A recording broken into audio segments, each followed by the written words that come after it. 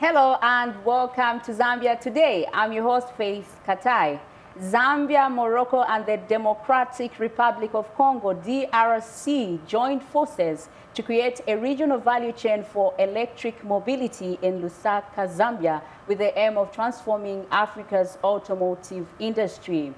Led by the United Nations Economic Commission for Africa, ECA Office for Northern Africa, the initiative launched its second phase on 9th December 2024 in the presence of representatives from the three countries.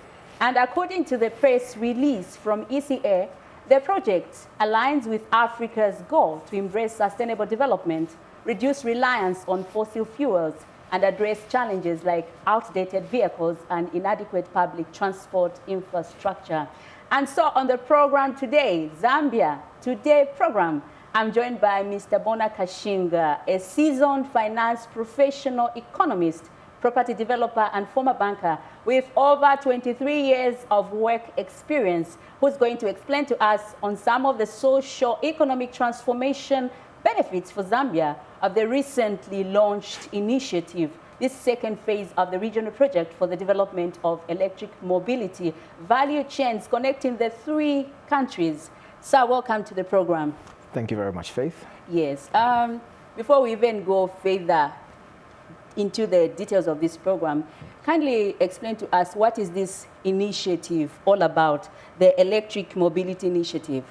Thank you, Faith. Thank you for inviting me to this program. The Electric Mobility Initiative is a three-country initiative that is meant to explore how the three countries can collaborate to create value chains which will add value to the mineral commodities for the electric mobility sector by way of localizing battery manufacturing, vehicle assembly and maintenance, and also developing charging equipment, whilst transitioning the three economies into the electric mobility future away from the current internal combustion engine era, which essentially is adding to carbon into the atmosphere.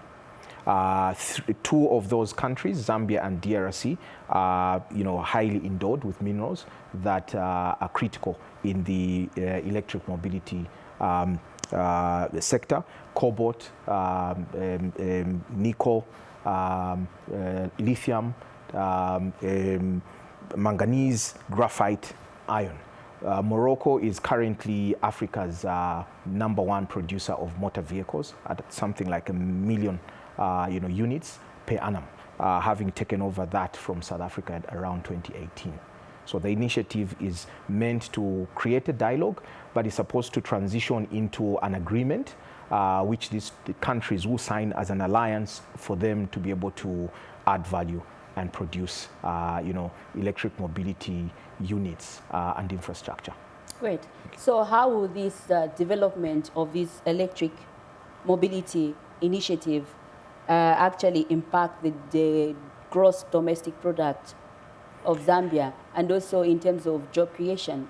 Well, first I think it's important to kind of dissect what electric mobility industry comprises of. It comprises of electric vehicles, electric trains, unmanned aerial vehicles, often called drones, from the domestic drones to the industrial drones, and also to the emerging electric vehicle vertical takeoff and landing vehicles, which are, called flying vehicles, as it would be, to more emerging, segments of that sector that have to do with, levitation movement and loop. Some of the numbers of the electric mobility industry are important to be able to have, as a background. McKinsey and Company essentially estimates that one segment, which is the electric battery segment, is expected to be growing at about 27% per annum into the period 2030, at which stage it will reach something like $400 billion worth of value. The micromobility subsection of this particular section, which deals with your motorbikes, your scooters, and so on, currently is at about $175 billion worth of value, expected to grow by 2030 to about 360 billion. The electric vertical takeoff and landing vehicles is currently around $4.5 billion worth of value, with orders in the magnitude of about $22 billion. The entire industry currently in 2024 is roughly about $552 billion worth of value, expected to grow to something like $4.36 trillion by 2030.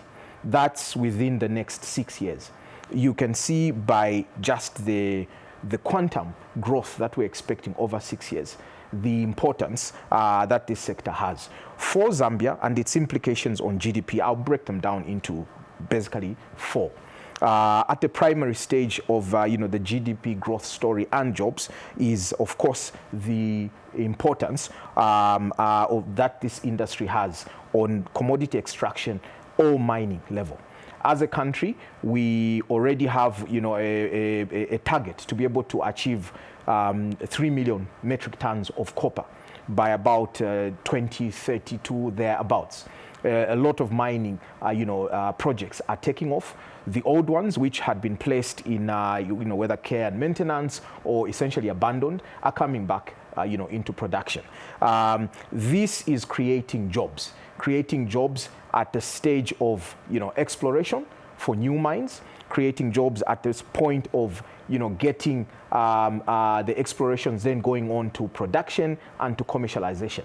That already is going to reflect in our GDP numbers as growth.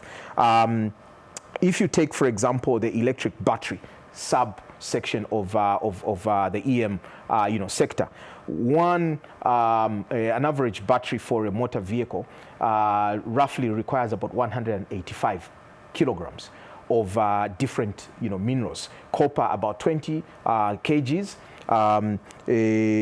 nickel about 29, manganese about 10, cobalt about 7, lithium about 6, and steel about 20 kgs. Of this 185 kgs of minerals required for a lithium battery, Zambia is roughly capable of supplying at least about 130 kgs. In fact, the only question mark is around steel. But I am very certain that we already have, an industry such as Kafue Steel that are, producing steel from recycled material. And should we happen to, discover an ore body, steel, which is the 20 kgs missing in the equation, is definite. Which means that we've got everything that would be required for us to actually be able to contribute to the entire, weight and value of an electric battery. That is significant. With the price of, that battery being whatever it is, once we get into a point where we are adding value, we are actually localizing production here in Zambia. That's jobs. So the first jobs are at the commodity extraction level. The second jobs are at the point of adding value and then beginning to produce, for example, the batteries.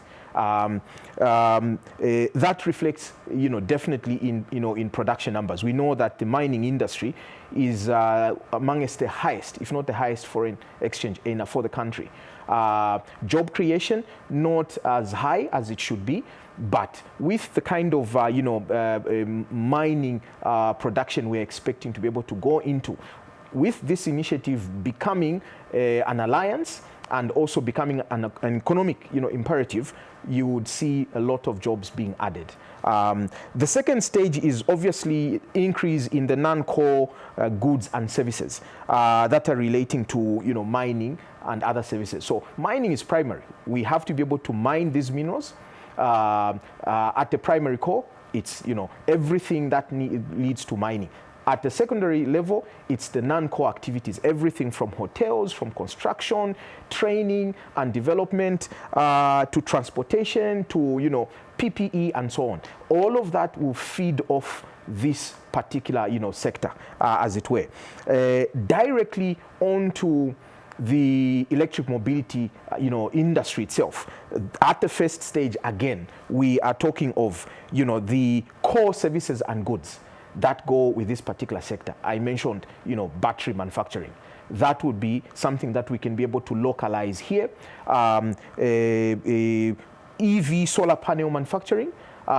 Some electric vehicles can certainly have certain components within the vehicle being powered by a membrane solar panel on the vehicle, so that the electric battery is just powering the actual mobility itself. So those two go together. Electric vehicle coils, which predominantly use a lot of copper. We have that copper. We already produce quite a number of coils and transformers in the country. It's not a significant leap forward for us to be able to produce those coils for the electric mobility industry. High-grade wood paneling for the vehicles themselves. Mukula is one of those trees that is importantly used for the butts of guns, but also used in very expensive motor vehicles. In this case, the high-end a segment of the electric motor vehicles would be using that. So we would do well to be able to develop an industry where we can develop door panelings and all other interior panelings for the vehicles. Fiber glass production, we have good silica in the country. We used to have Kapiri grass, which was producing all kinds of glass products. It shouldn't be very difficult for us to be able to go the extra mile to be able to produce the windscreens for these particular vehicles. Parts, welding, which is essentially putting together the skeleton of the vehicle. We should be able to get people through NOTEC, through ITC, where they can be able to, weld and fabricate, the carcass. If the final finishing is done in Morocco, in Zambia we have produced a skeleton, and so on. Things like leather seats and upholstery. We have a lot of livestock, cattle to be specific. Botswana also has a lot. We can be able to bring in all of that and add value and create leather interiors and leather seats and so on. So these all are at the primary stage.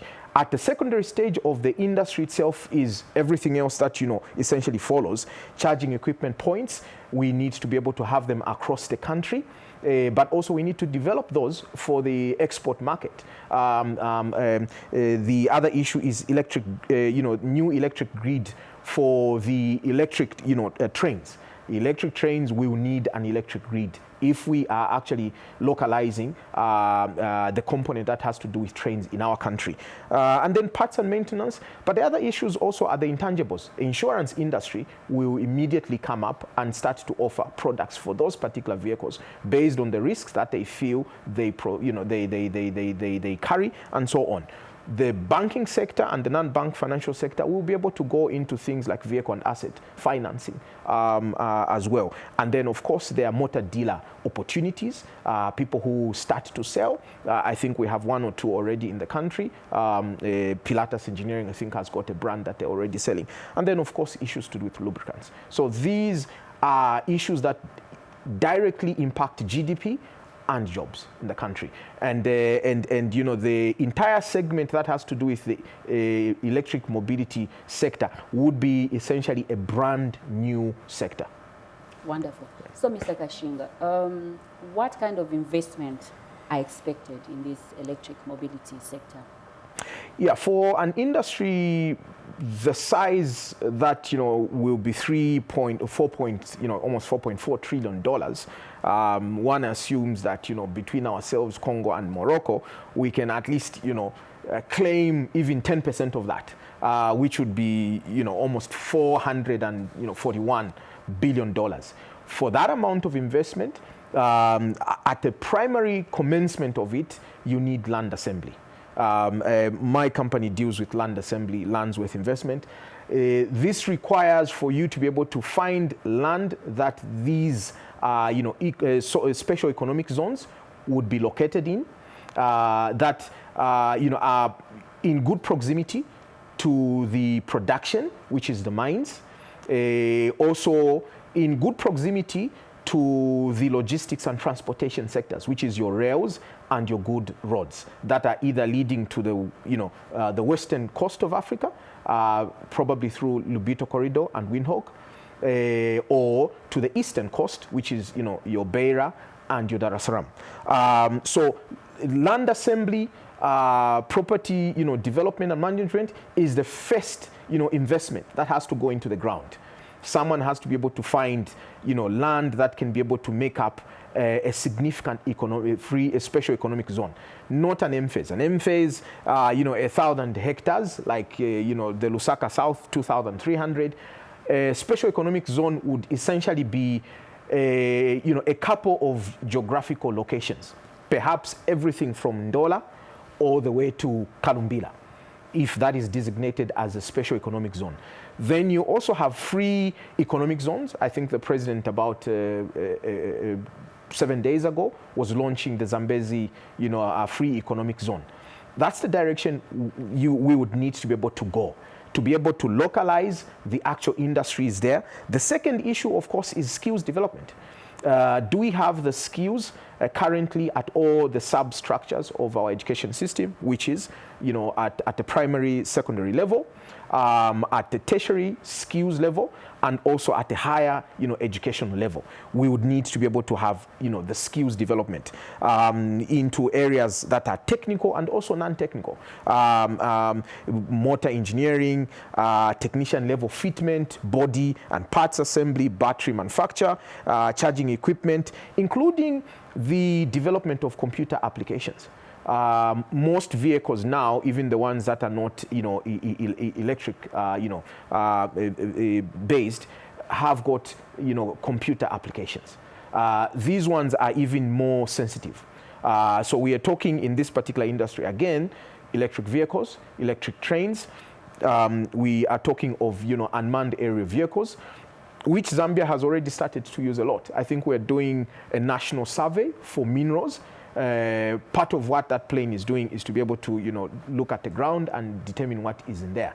You can do that exercise with an unmanned, aerial vehicle that can stay in the skies longer, doesn't get tired, as long as, the mechanical parts are able to work and so on. And then, of course, I was also mentioning the fact that there is also the electric, vertical takeoff and landing equipment. All of these require us to have specialist training. We will need to be able to get people who can be trained to produce these particular issues, assets and so on. The other issue is development of research centers for materials, for batteries, for rubber, plastic and steel, and then also core investment in parts manufacturing, assembly, body panel, beating and welding, battery manufacturing, plants, cables. Manufacturing, especially if we're talking of electrical trains. We would need to be able to supply not only ourselves, but also export clients with, cables for them to be able to run, their electric trains or their trams. Grid expansion and electricity generation, absolutely essential. We need to be able to invest in expanding our grid and our electricity generation. The industry, for it to survive, at a scale of even 10% of the global projection of the value at 400 and something billion dollars, would need a huge electricity requirement. Right now, we are in a deficit situation. We have load shedding. We will need to be able to ramp up generation. Otherwise, it will be a target where, production demand and orders are given to us, but we're failing to supply. So this requires, integrated thinking altogether. The other issue, I think, is investments in sales and vehicle financing value chains. The bankers need to come alongside to be able to provide, financing for capital expenditure, but also for operating, costs. The marketers need to be able to come alongside to learn how to be able to, market these particular assets for the country, to the country, but also to the world. Then there is also, I think, importantly, an investment in recycling plants for EV batteries. We will need to develop recycling. Currently, that's a global industry that is spanning billions of dollars. Electric mobility plastic, the trains, the vehicles require plastic of different densities and strength. That is something that we can be able to do through recycling, but also just investing in it if you like. The last one I would say is infrastructure investment, creation of special economic zones or free economic zones, and then also rail and new roads. If we are going to be satisfying global orders in the magnitude of, values at $441 billion, we need to have an efficient rail and road. We probably need to be running a 24-hour economy, which means you work like a mine. The mines have got shifts. The mine never sleeps. Otherwise, if you sleep, you find in the morning, the mine has essentially become waterlogged, and it will take you a number of years to dewater it. So this particular industry would have to be able to go into that. The last one has to do with local content laws and regulations, which would need to enforce local content procuring, local content manufacturing.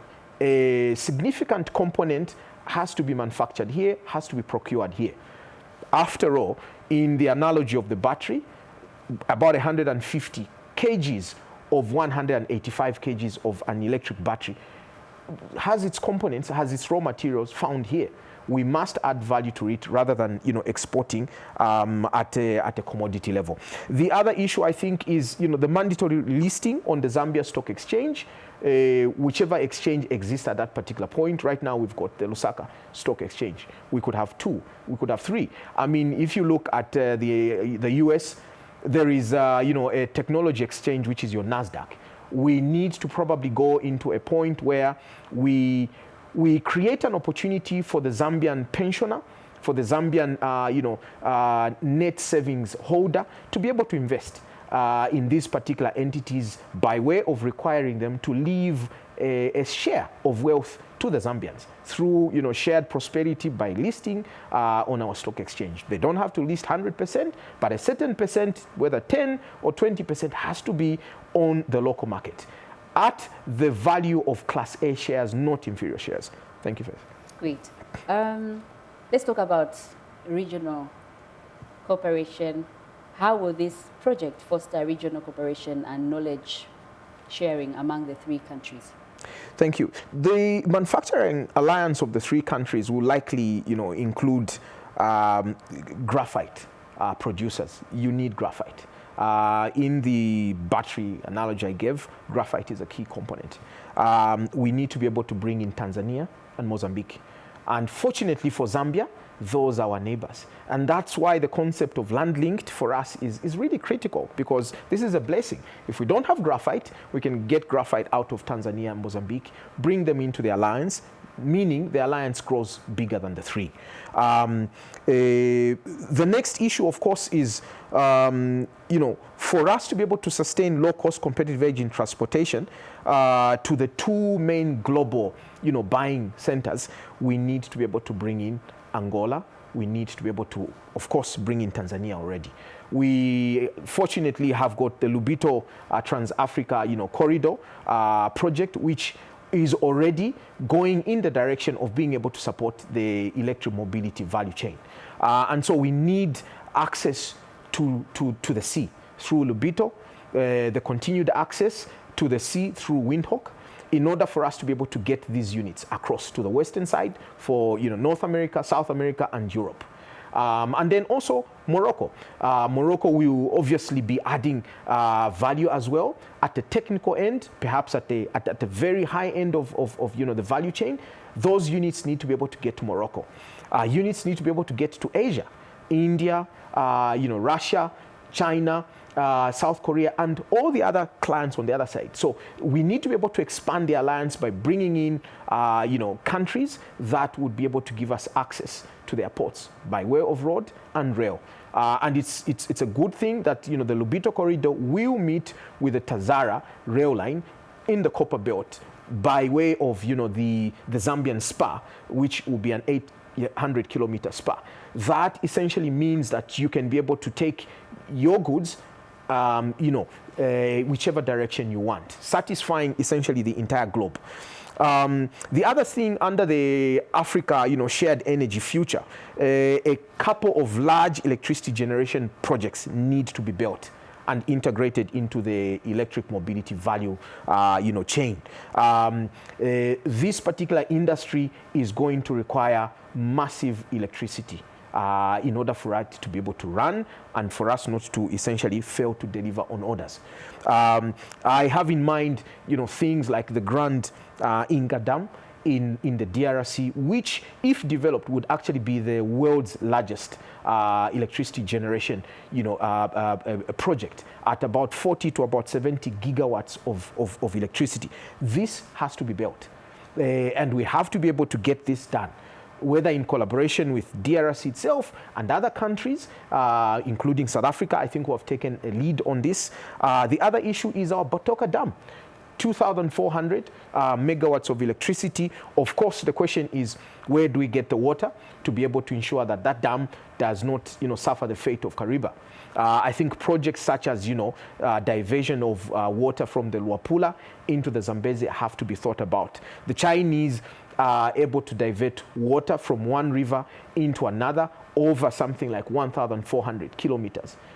We should be able to get that small span that we require to divert some water into the Zambezi in order for us to be able to have a viable Kariba and also, Batoka. The other issues, of course, we'll need to increase our hydrological generation assets in the northern circuit. We have an opportunity on the Luapula Hydro project for about 1,200 megawatts of electricity.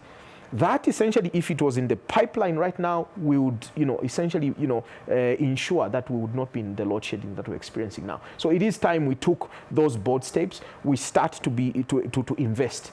7-10 years from now, as the electric mobility industry matures, we would have enough power. I think additionally, the ongoing push for joining the Southern African Power Pool to the East African Power Pool through the Tanzania-Zambia connector needs to move at speed. The East African Power Pool will be fully connected and ready, I think, within 2025-2026. We are not sure where the Zambia-Tanzania connector lies, because once we have connected ourselves to the East African Power Pool, we have an opportunity of accessing almost 5.1 gigawatts of power through the Grand Ethiopian Renaissance Dam, which the Ethiopians have done. And the Ethiopians, because of having done that, have actually even put a deadline to when they are completely phasing out, internal combustion engines in the economy. And that's a hard deadline, because they have what it takes for them to be able to sustain, the electric mobility, sector in their country. So this is without doubt something that needs to be done. Our neighbors, Tanzania, the Rufiji hydropower gives us something like 2,115 megawatts of power. So there is power within the region that we can be able to mop up and ensure that this particular sector would essentially, be well supplied and sustainable. And so for me, transitioning and bringing in Ethiopia, Tanzania, Angola into this particular alliance is really critical. The other issues, of course, is, cooperation around training.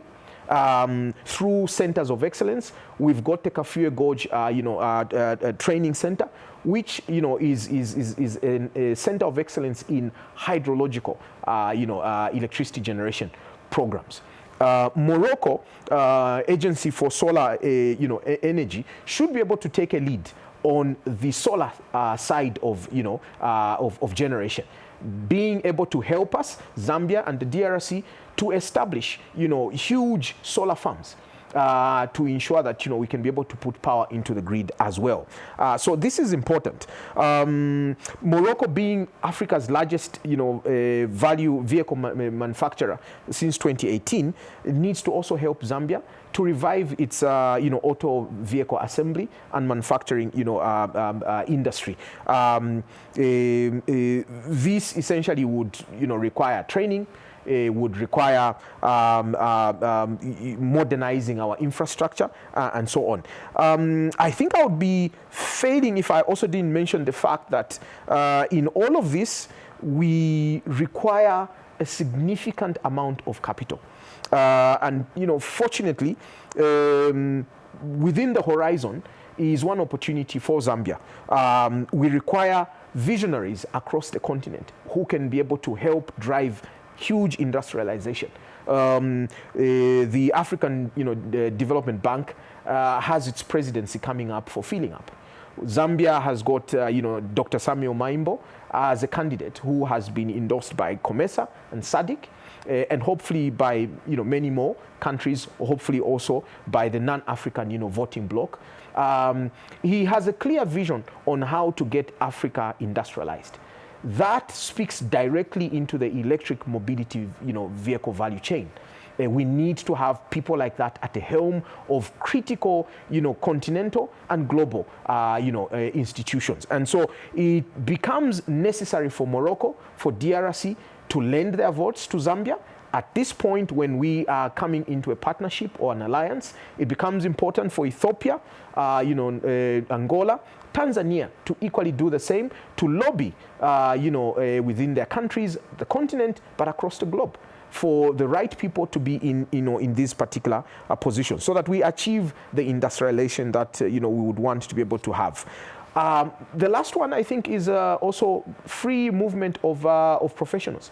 We need, within this alliance, for professionals who are dealing with training, vehicle, energy, rail, mining, infrastructure, finance, to be able to freely move in order for them to be able to, provide for exchange of expertise and capacity. So I think these are some of the issues that I would say would be critical.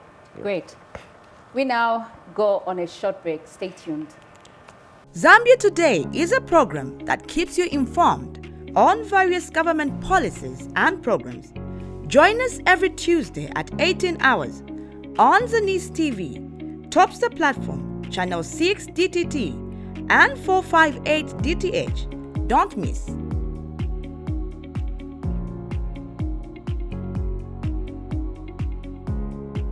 Welcome back. In case you have just joined us, you are watching Zambia Today, and we are focusing on the socio-economic transformation benefits for Zambia of the recently launched electric mobility initiative. And to elaborate in detail, I have with me Mr. Bona Kashinga. Sir, we go back to our interview. So in terms of dependence on fossil fuels, how will this initiative reduce that?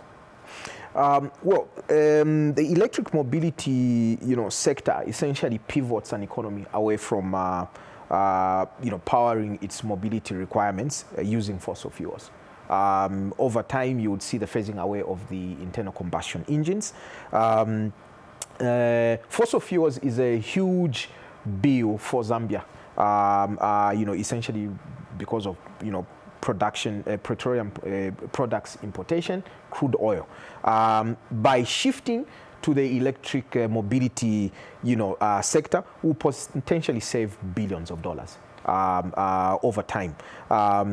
Which will go towards value addition, may even go into a sovereign wealth fund for future generations. If well managed, should result actually in the country shifting from being a highly indebted country to one which is debt-free and probably has a high savings regime, including a wealth fund that can enable us to actually invest in industries of the future.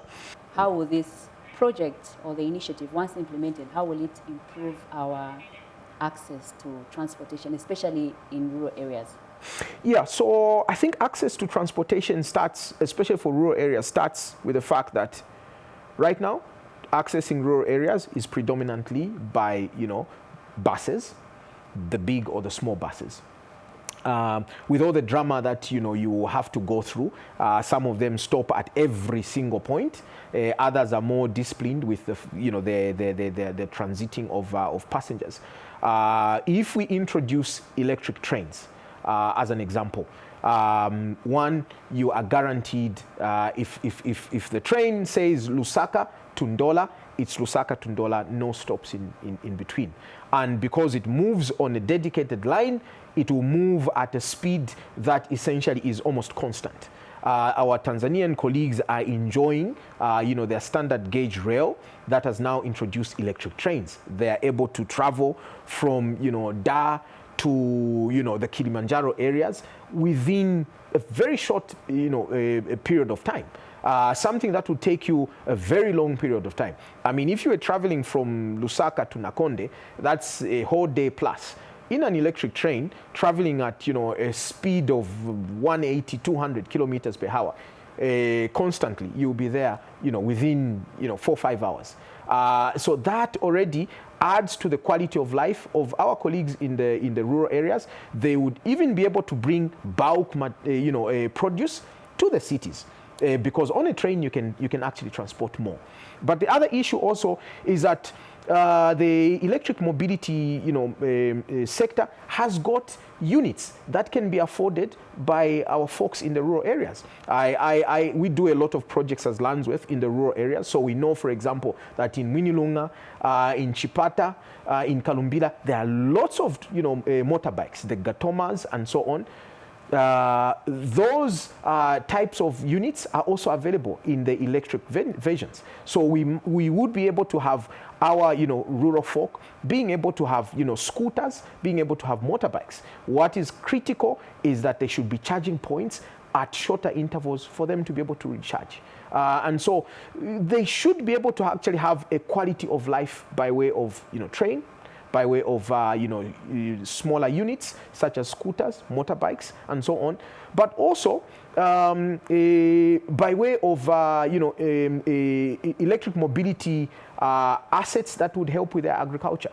And some of these may be shared within a cooperative environment, but we should be able to actually dream about how do we capacitate our rural folk to produce using now a homegrown industry instead of producing using a petroleum-based asset, which requires us to import the petroleum itself. Awesome. Lastly, Mr. Kashinga, what is your appeal to government and stakeholders as they work towards implementing this initiative? I think government should be able to play a facilitatory role of fast-tracking the enacting of an electric mobility policy. We need to have a policy that is very clear and guides everything else. We then need to be able to follow that by enacting laws, regulations, developing and signing the Electric Mobility Alliance Agreement. Right now, the three are in a dialogue. This needs to move beyond the dialogue. I think it's no-brainer. Everything we're doing actually already is pointing to this being something we needed to do yesterday. We're mining those minerals. We have got the Lubito, Trans-Africa Corridor rail line coming. We have got 2 PPP roads that are now going to be connecting, Lumwana West and Kambimba into the Kolwezi huge mining industrial cluster. We've got a road going into, Kipushi from Solwezi that is also under PPP coming up. All of those are already pointing to the fact that we will be bringing in more of the minerals. we will also be transporting them to where they're required. We don't want to do that. We want to actually add value here and then enter into a partnership with Americans and so on to be able to invest in their manufacturing capabilities here. The same way they took manufacturing into China for their iPads, their iPhones and so on, they need to bring the EM mobility manufacturing capabilities here. It's a partnership that everyone wins. The globe benefits from lesser carbon. The other issue, I think government should enact local content policies. About 7 days ago, the Mines Regulation Commission Act was cleared by Parliament. I am sure very soon the President is signing it. We are looking forward to the Geological and Minerals Development Bill in the first quarter of next year, probably also clearing its way. There has to be very clear local content requirements for the mining sector to be able to do greater business with the Zambian businesses as defined by the CEC Act. And also for these laws and regulations to immediately follow as the acts are becoming operationalized. The other issue I think is tax incentives to allow the actual emergence of the electric mobility sector. We need to provide the right tax incentives for the special economic zones to be set up, to be attractive, but over time that the sectors can sustain themselves without having to burden the Zambian taxpayer. The other one I think at both central, local government and statutory agency is the need for quick issuance of licenses and certificates. This is where we still have a huge problem. Private sector through the public-private dialogue forum is talking of the need to dismantle bureaucracy when issuing of licenses. We need to do this in a hurry. Otherwise, we're in competition with other zones that will come up and we want to be able to host, the electric mobility, value chains in their locations. And if they're very nimble with their licensing processes, we are in the water. The other issue I think is for governments to be able to ensure that they play the balancing act well in terms of geopolitics. We should be able to get the South-to-South cooperation by way of China, investing in this, and the Road and Belt Initiative being invested in this particular project. But we should also be able to get North America, Europe also investing in this, and it should not be a problem that we are dealing with both ends of the world. We need to be able to ensure that we don't pick sides, but we become a haven that can be able to host this industry, irregardless of which global power we're dealing with. That is, I think, critical. The last one, I think, is to ensure that this initiative must be private sector led. Well and good that government, together with the United Nations Economic Commission for Africa, has taken a lead. I think it should stop at the point where the pacts or the alliances are signed, and also policy is defined, but private sector should actually be at the forefront of the conversations. And my hope is that even in the first dialogue that has been had, there was sufficient private sector already coming into the conversation. Private sector must drive this because private sector has got a vested interest to invest in it and to sustain it over time. Great. Mr. Kashinga, thank you so much for making an appearance on Zambia Today. Thank you very much for having me. Thank you. Well, viewers, that is all we had for you on Zambia Today. My name is Faith Katai. Thank you for watching.